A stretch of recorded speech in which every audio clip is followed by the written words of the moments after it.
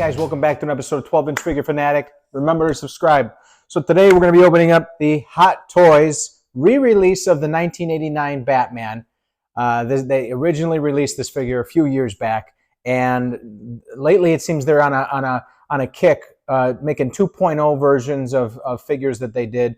One of the key features of these new figures is that they have these elaborate bases or display bases that come with them versus the standard base. And the other feature is that a lot of these are coming out with movable eyeballs. So aside from rotating the head, you can rotate the eyes on the head. I think this is all driven out of Hot Toys' panic that in art is blowing them out of the water as far as the quality of their figures. Yes, the price point is higher, but the thing is that in art is like the creme de la creme. They're the caviar of figures, and people are talking them. They're getting a lot of buzz, and as a result, that's casting Hot Toys in a shadow. So I think they've finally been held to the standard and have stepped up to the game a little bit. Plus, they're running out of Iron Mans to make, and Star Wars only has so many characters in their franchise. So let's crack this thing open, see what we got, and we're also going to do a side-by-side with the original version of this figure that Hot Toys released. All right, so it's going to be hard to get this whole box in the frame here. And the size of this box is simply because of how large the display base for this figure is. It has quite a bit of height to it, and you'll see once I whip it out. So this has a slip on it. Not really too much to the box. Has sort of a raised effect around the Batman letters and the logo. Sort of a metallic finish to the cardboard slip. Let's open this up. So it looks like despite the size of this box, they still did a window effect to show everything going on here, and quite a bit of accessories. Yeah, I mean, the original one had a lot of accessories too. I hope I didn't lose all of them.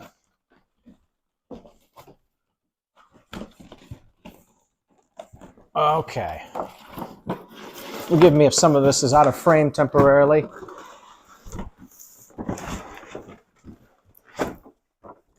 Oh man, I love that new figure smell. Let me zoom out a little bit and get this in here. Okay. So first of all, we got this insert here with containing the figure and accessories. Let's take a look at that first.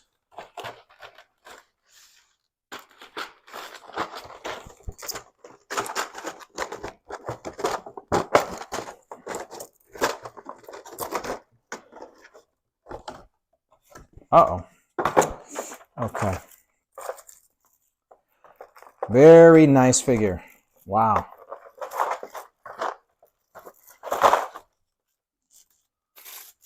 And those covers fall right off. I love it.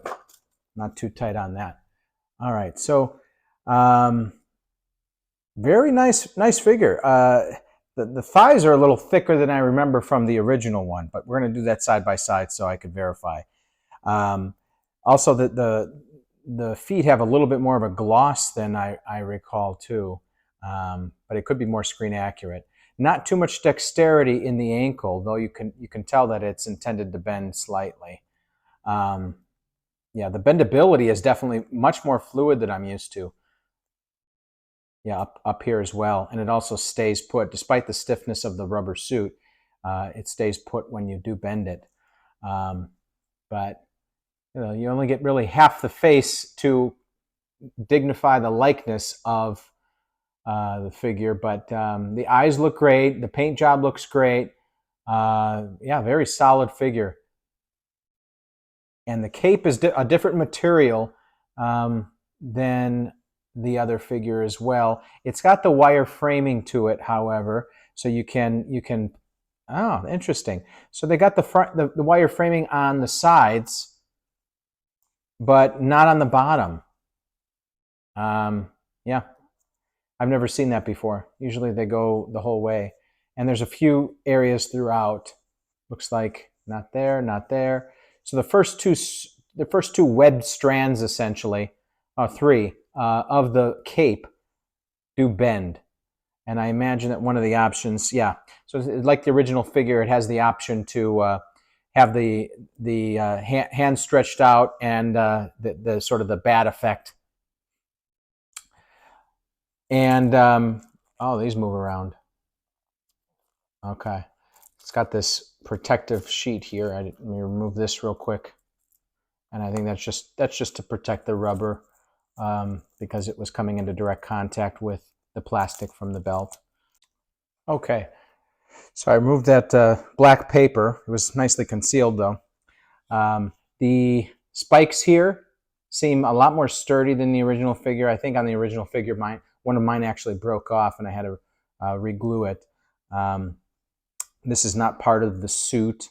This is a plastic slip over the wrist area. But great figure. And then we have a slew of accessories. So we got the option for the face changes like we're used to with the Batmans, regardless of which Batman you may have gotten in the past. This one has the mouth slightly open with the teeth, and then this one you have the bleeding face.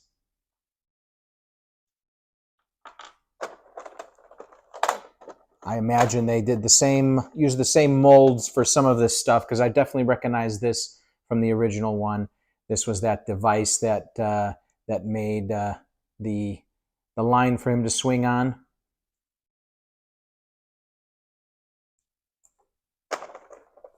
Very important device right here, the grappling hook.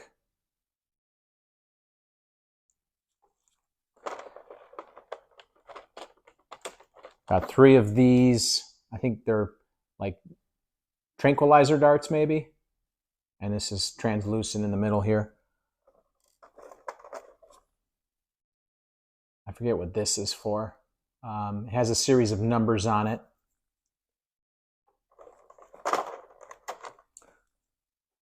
Batarang.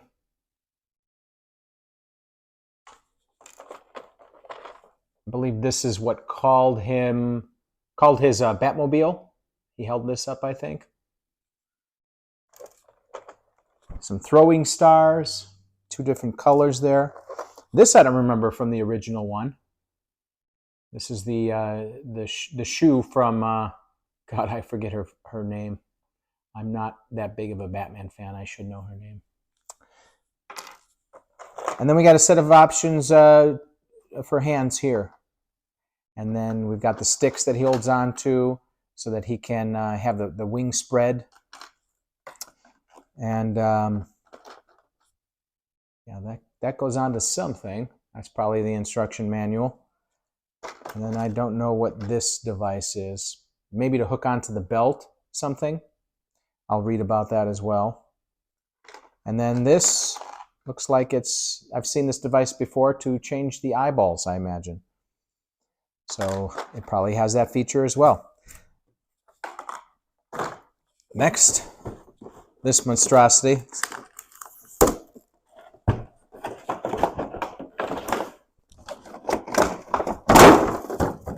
Oof. All right, there's the stand right here. Piece of wood. And there she is.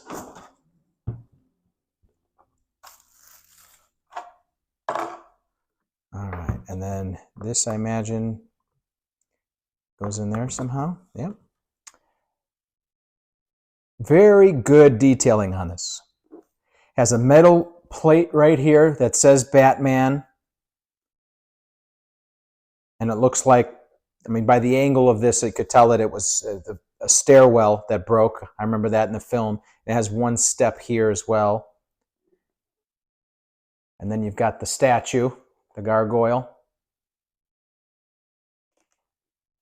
And the weathering on that is great. The detailing is great. And then on the other side here, so they even went so far as to, so when it rained, obviously there'd be a gutter here, and then the rain would pour off the side. But this one even has the water spout So, I mean, they didn't cut corners anywhere on this display. So you could look at it from 360 degrees and still find very good detail. And then this base would just go here. I mean, the stand would go in the base here.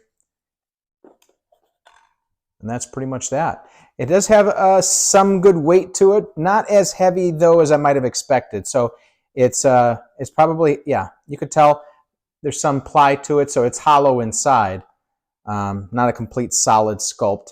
And it's all made of plastic, which I appreciate. I have some that are made out of like painted plaster, and it can get kind of crumbly and delicate. So this is very durable, and I appreciate that.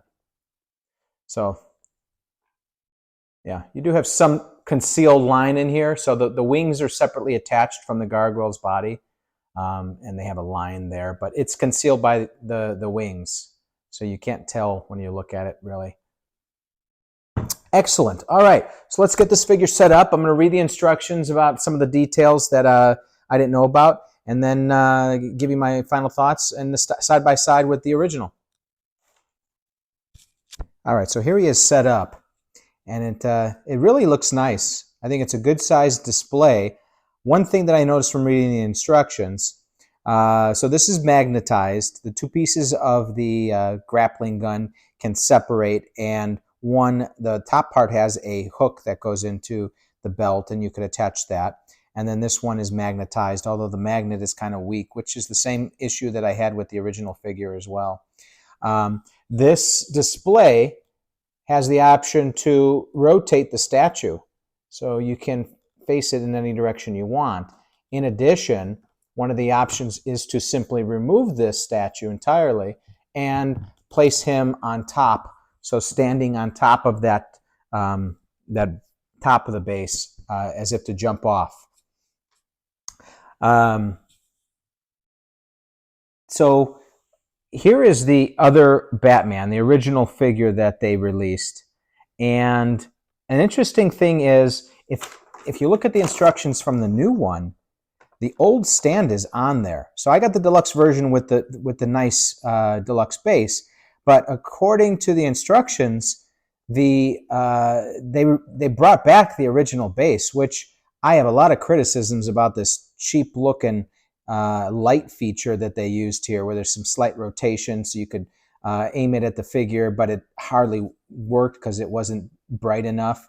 It was kind of a useless feature back in the day with their figure releases, and they phased it out. But if they brought it back for this figure, that's interesting. I hope that's not an omen of what's to come.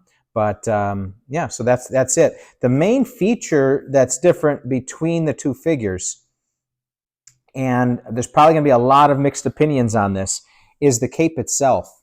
So the original one had this sort of leather type feel cape, which I think is more screen accurate, and it looks nicer in general.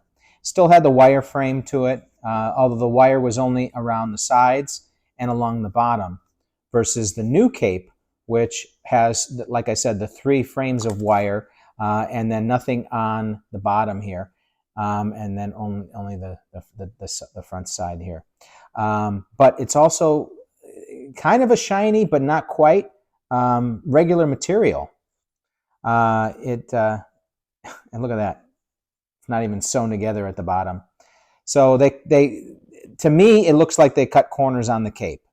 You're paying a lot more money for the figure now, so you'd figure that they would add features instead of take away features. To me, that's one of the unforgivables of the new release, is that they got rid of the. Now, I will say the downside of the original cape, although it looks better, it does it does look a little stiff. The wireframe minimizes it to an extent, but it's still hard to get it to where you want it to be. And there's a lot of third-party purchase options for an upgraded cape. Another thing that I didn't like about the original figure that they seem to keep going with the new one is this is all just one plastic sculpt up here. And it is the same thing with the new one as well. I would have liked if it was a little bit more rubberized like the body, so that you can get some sort of rotation, turn the head, bob it up and down somewhat. But this whole thing is just stiff, like the original one. There are some other slight differences. Even though I think they use the same molds for the most part, if you look closely at the chest on the original one, all right, you got that image? Now we go over to this one, and look how stubbly it is. As if it was carved with a hammer and a chisel into stone. I don't remember it being like that. I think it was more like this in the film, a little bit more smooth. So I don't know why they did that. The belt too. So here's the original belt. All right. Now pay attention to this this grilling around the buckle there. Now let's go to this one. So a little less attention to the paintwork on the newer belt. I mean, it still has, it looks like the same mold, but you don't get, it doesn't pop out as much as this one. Also, the cuff is flat black, and it blends in with the glove. The new one is sort of a gloss, and so is the glove. So I think having it flat was a little bit more accurate. Also, I noticed that the ankle on the old one, it has a little bit more bendability to it than the new one. The new one is more stiff. Other than that, some slight difference in the logo.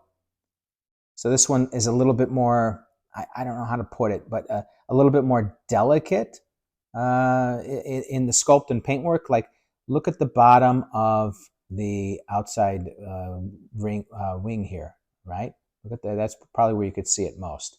Now, if we go over to this one, it's a lot thicker, right? I don't know which one you prefer. I think it's a little bit more cartoonish on this one. I think it looks more refined on this one. So yeah, not necessarily all the way around an improved figure. You have to note those differences and weigh the pros and cons if you were going to upgrade to the 2.0 version. As far as the accessories go, pretty much the exact same stuff, same molds, no upgrades in the detailing of them at all. I'd figure with something like this, there might be some differences, but even that looks exactly the same. The only thing different here is they included these stars, these throwing stars with the new one, and they included the random shoe with the new one as well. Scale of 1 to 10, I don't know. That cape has really got me. I don't think it's done as well as it could have been, especially since the cape is an important feature of the figure. So I'm going to give this figure disregarding the base, because the base is definitely a deluxe item. I'm not including that in my evaluation of the figure. I'm going to give it an 8.7. And that's weighing in the fact that they really didn't do too much different from the old one. This is Hot Toys really just trying to squeeze bucks out of collectors by doing a re-release and not taking advantage of the opportunity to make the innovations that I described, and cutting corners even on a few of the areas that I described. So I would give it a lower score than that. I think I'm being generous, but I will probably keep, oh man, I can't even say. I'm going to have to think about this one a little bit. Usually I know by the end of the video which one I'm going to keep, and I can't say that this time. I really got to think about it. Anyways, guys, thanks for tuning in, and I will see you next time, hopefully with something that won't disappoint me as much.